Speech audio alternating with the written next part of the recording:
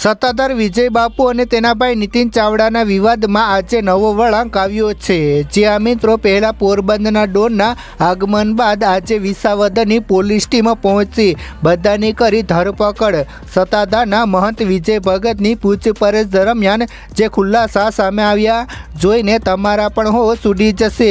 મિત્રો, સત્તાધારનો આ વિવાદ છેલ્લા 2 મહિનાથી ચાલી રહ્યો છે, પરંતુ આજે પોલીસે જે સાબિત કર્યું ખરેખર ચોંકાવનારું હતું। મિત્રો, શું છે પૂરેપૂરી હકીકત, ચાલો આપણે વિસ્તારથી જાણીએ। વિડીયોની શરૂઆત કરીએ તે પહેલા એક લાઈક જરૂર કરજો। મિત્રો, વિસાવદરમાં આવેલા પ્રસિદ્ધ સત્તાધારમાં હાલ ગાદી વિવાદ ચાલી રહ્યો છે, જેમાં હાલના ગાદીપતિ વિજય બાપુ સામે અનેક પ્રકારના આક્ષેપો થઈ રહ્યા છે। વિજયગીરી બાપુ સામે કરોડો રૂપિયાની ઉપાચત સહિતના આક્ષેપો મંદિરના જે પૂર્વ વહીવટદાર નીતિન મોહનભાઈ ચાવડા દ્વારા લગાવવામાં આવ્યા છે। પૂર્વ વહીવટદાર નીતિનભાઈ દ્વારા કરાયેલા આક્ષેપો અનુસાર મંદિર પાસે કુલ 1200 થી 1300 વીઘા જમીન છે, જેની વાર્ષિક આવક 50 કરોડથી પણ વધારે છે। આ ઉપરાંત મર્યાદિતની 100 કરોડ કરતાં વધારે આવક છે। આ ઉપરાંત બિનકાયદેસર 60 દુકાનો છે, જેનું વાર્ષિક ભાડું 2 થી 2.5 લાખ રૂપિયા થાય છે। જો કે આ તમામ નાણાંનો ગેરમાર્ગે ઉપયોગ થઈ રહ્યો હોવાનો આક્ષેપ છે। આપા ગીગાનો પરિવાર આવ્યો સામે। મિત્રો, આ અંગે હવે આપા ગીગાના વંશજો મોટાભાઈ સવટ મીડિયા સામે આવ્યા છે, જેમાં તેમણે મહંત વિજય બાપુનો બચાવ કર્યો હતો। તેમણે કહ્યું હતું કે છેલ્લા 20 વર્ષથી સત્તાધારના મહંત એક ષડયંત્રના ભાગરૂપે ઇરાદાપૂર્વક લોકોને મોકલાઈ રહ્યા છે। સત્તાધારની રચના થઈ ત્યારથી વિવાદો ઊભા કરવામાં આવી રહ્યા છે।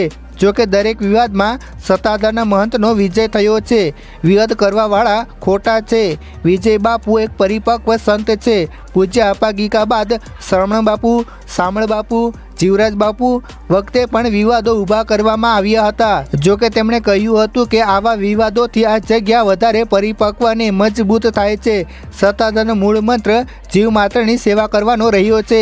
વિજય બાપુના આવ્યા બાદ સત્તાધારનો વિકાસ થયો છે, ગાદી વિકસી છે અને અનેક વિકાસના કામો થયા છે। શિક્ષિત મહંત આવવાથી વિકાસને વેગ મળ્યો છે। જો કે વિજય બાપુ જે પ્રકારે કડક હાથે કામલાઈ કરી રહ્યા છે, તેના કારણે કેટલાક લોકો ભ્રષ્ટાચારીઓના હિત સંતોષાતા નથી, જેના કારણે આ લોકો હવે આક્ષેપો કરી રહ્યા છે। વિજય બાપુને ગાદીમાંથી હટાવે તેવી કોઈની તાકાત નથી। કૌભાંડીઓને કાઢ્યા તેઓ જ હવે કૌભાંડના આક્ષેપો કરી રહ્યા છે। મિત્રો, અહીં જે પડ્યા પથ્થરે રહેતા લોકોને ઘર ભેગા કરવામાં આવતા તેઓને હવે પેટમાં દુખાવો થઈ રહ્યો છે। ભ્રષ્ટાચાર થતો નથી, તો અત્યાર સુધી તેમને ખબર નહોતી કે ભ્રષ્ટાચાર થઈ રહ્યો છે।